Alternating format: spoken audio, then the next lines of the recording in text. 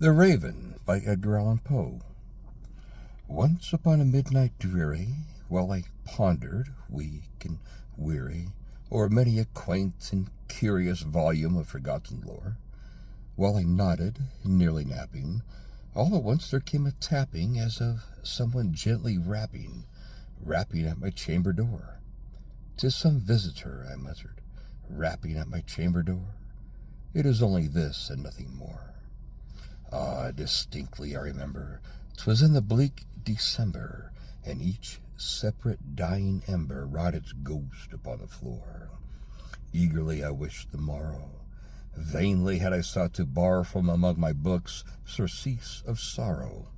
Sorrow for the lost Lenore, for the fair and radiant maiden whom the angels name Lenore, nameless here forevermore.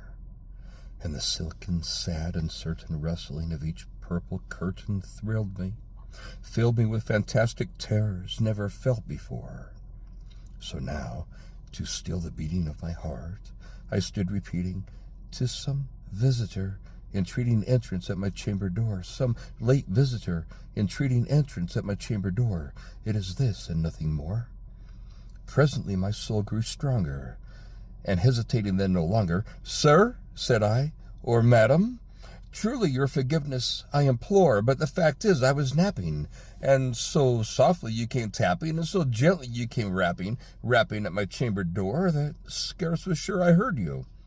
Here I opened wide the door. Darkness there, and nothing more.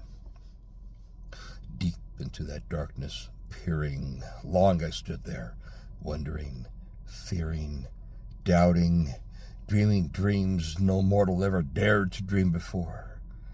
But the silence was unbroken, and the darkness gave no token, and the only word there spoken was the whispered word, "Lenore?" This I whispered, and an echo murmured back the word, "Lenore." Only this, and nothing more. Back into the chamber turning, all my soul within me burning, soon again I heard the tapping somewhat louder than before. "Surely," said I, "surely that is something at the window lattice. Let me see then what thereat is, and this mystery explore. Let my heart be still a moment, and this mystery explore. 'Tis the wind, and nothing more." Open then I flung the shutter, when, with many a flit and flutter, in there stepped a stately raven of the saintly days of yore.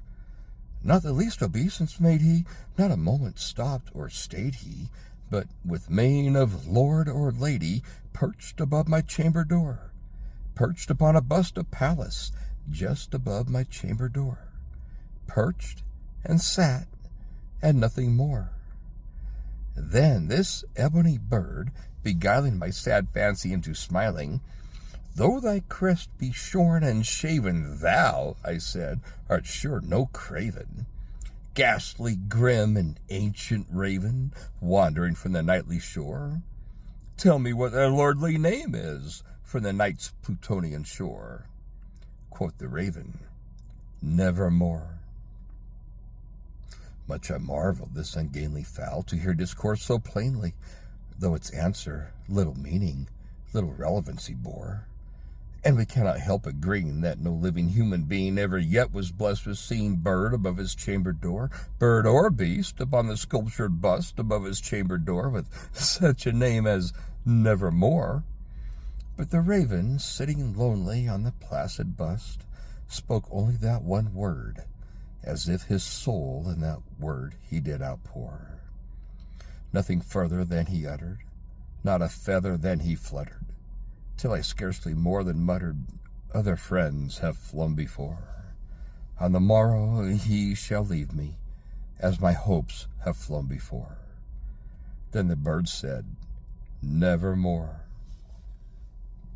Startled at the stillness broken by reply so aptly spoken, "Doubtless," said I, "what it utters is its only stock and store, caught from some unhappy master, on whom unmerciful disaster followed fast and followed faster, till his songs one burden bore, till the dirges of his hope that one melancholy burden bore, of never, nevermore.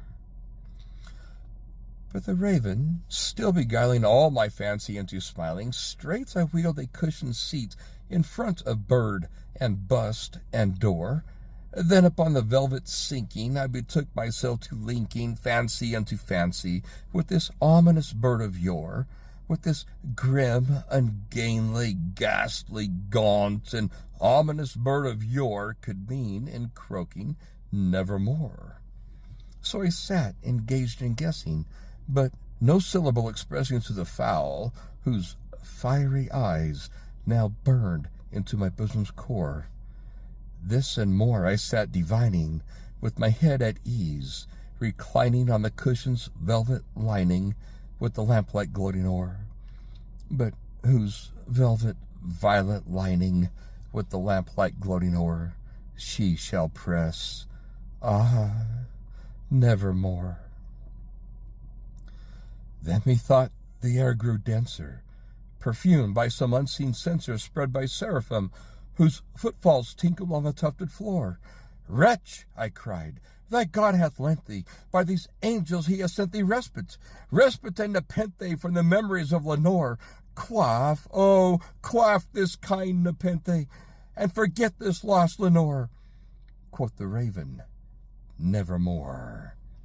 Prophet, said I, thing of evil, prophet still if bird or devil, whether tempter sent or tempest tossed thee here ashore, desolate yet all undaunted, on this desert land enchanted, on this home with horror haunted, tell me truly, I implore, is there balm in Gilead? Tell me, I implore. Quoth the raven, nevermore.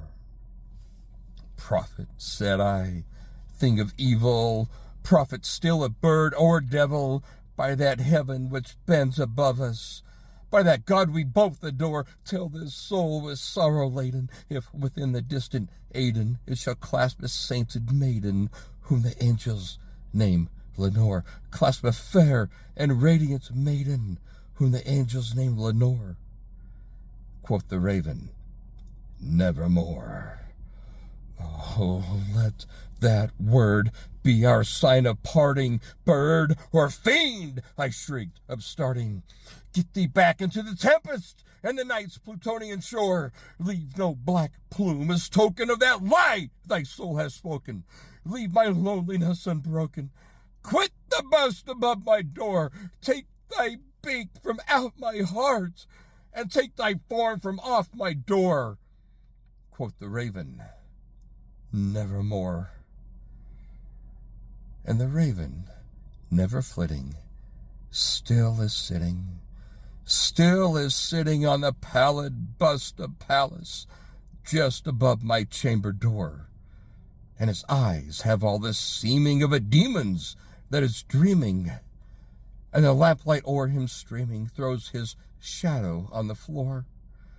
And my soul from out that shadow that lies floating on the floor shall be lifted nevermore.